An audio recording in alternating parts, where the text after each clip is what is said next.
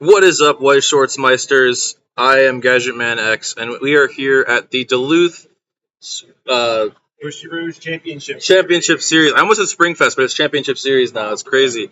I'm here with Earth, Weeb, and Fire, and Desmond from Discord.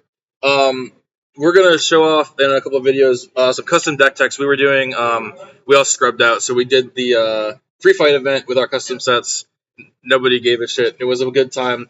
Oh yeah, that's pretty cool. People think it was cool. Yeah. No, but we didn't get in any trouble or anything, which is what I was afraid of. But no, it was totally no big deal. Judge was super out. We love them. Yeah, we love our judges. Shout out to that judge. Shout out to judges. Shout out to and shout out to the creators, of course. So we're gonna profile a couple decks here. First, Weeb is gonna profile his Umineko. What is this Magdor. door that he just destroyed me with? So we're gonna go through that right now. So start us off. We got 4. Burned Alive, Kinzo, JC, 2K. During your turn, if all of your characters are magic or family, which are the 2 traits of the set, he is a 4K. And then when one of your other characters gets frontal attacked, you can pay 1, sack them, bounce that character to hand.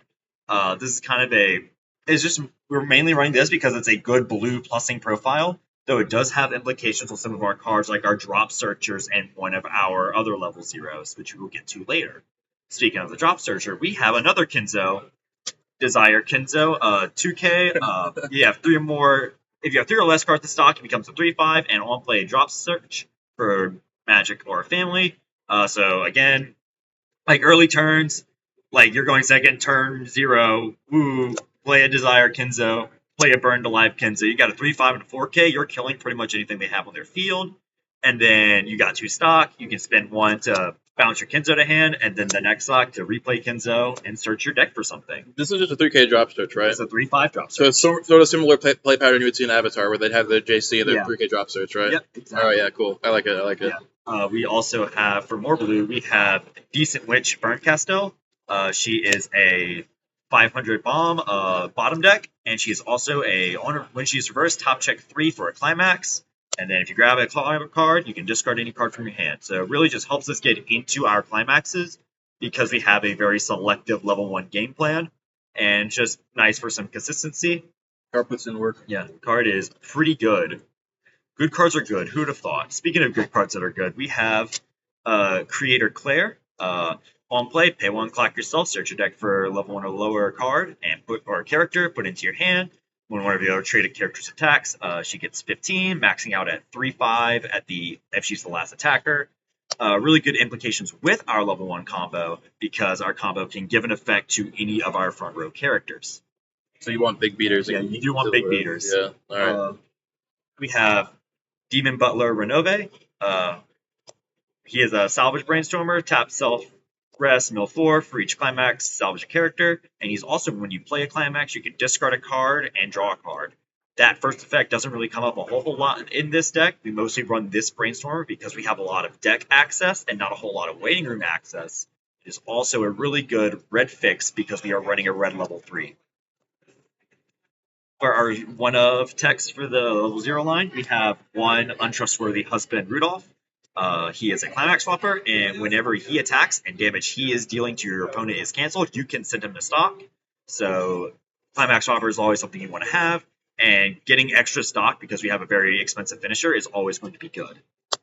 Our last level 0 is Duct Tape Seal Erica. Yeah. Oh yeah, very good. One more. On play, I love this sniveling rat. She's so funny. She's so cute. On play, choose one of your opponent's characters. It freezes them for that turn, so they can't move until the end of the next turn, right?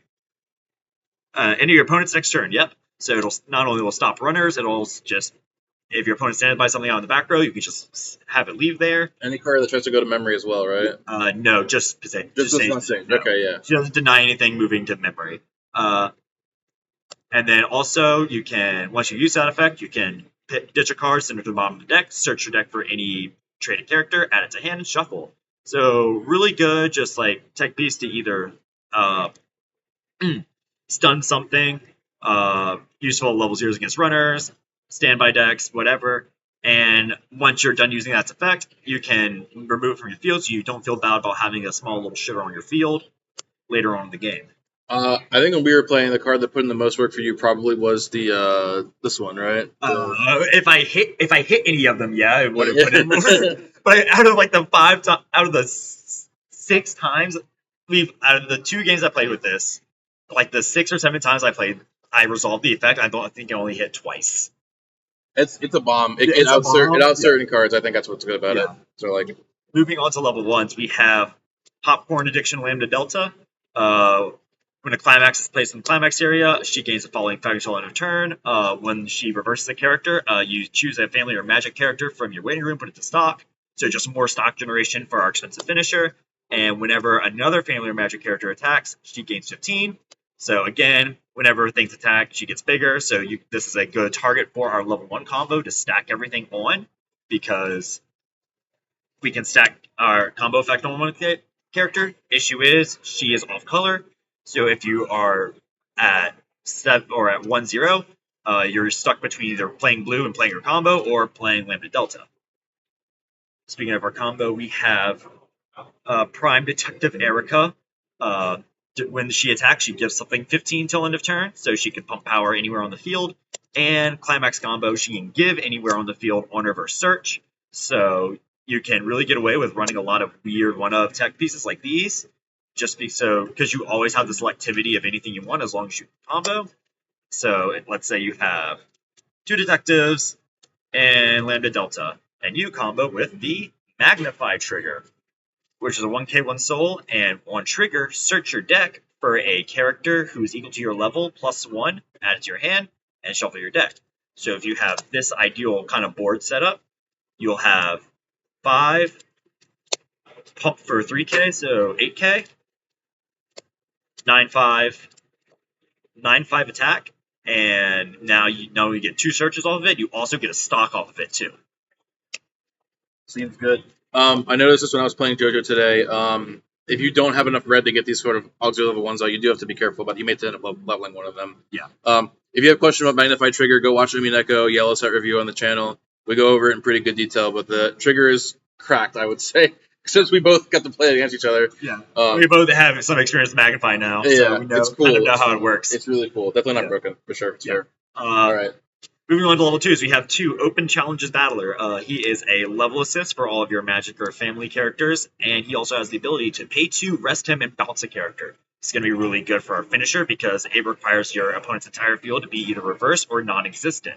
So all this stock building we're using can definitely help feed into the removal aspect of the Open Challenge Battler. We also run 1 Mem Kit because it's a good card, and we do have quite a few early plays in this set. And we also have Mysterious Letter. This letter is our one event we run, 2-2.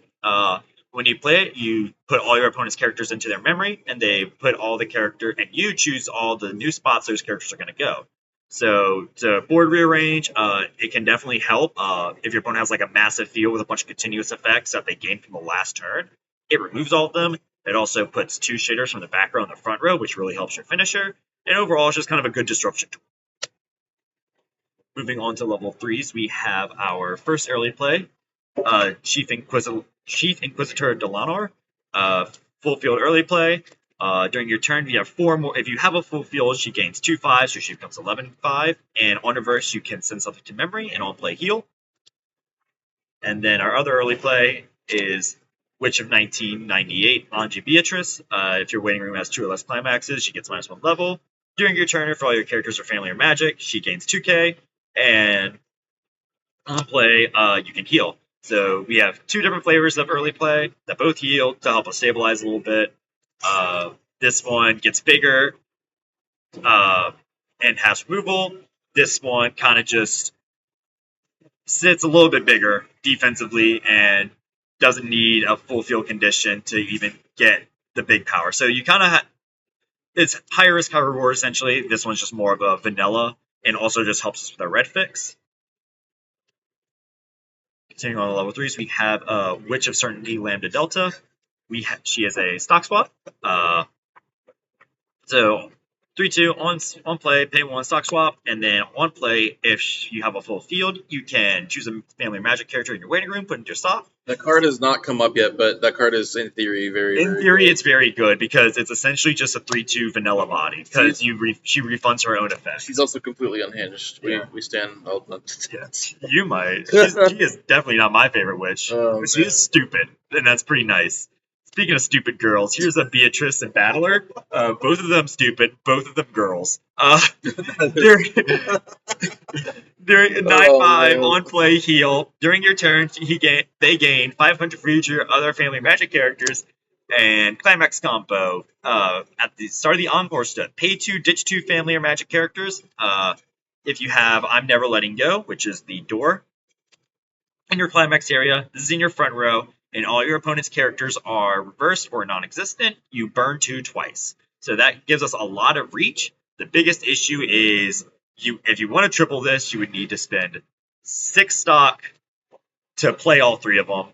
You might even need to spend 2 more stock to remove a body with the Battler, and that would leave you with like a lot of stock you would need to attack with. I think we discussed you need 9 stock to triple it. And then on top of that, 11 stock if you want to bounce. For that, yeah. If you want to bounce. So that's not 9/11, baby.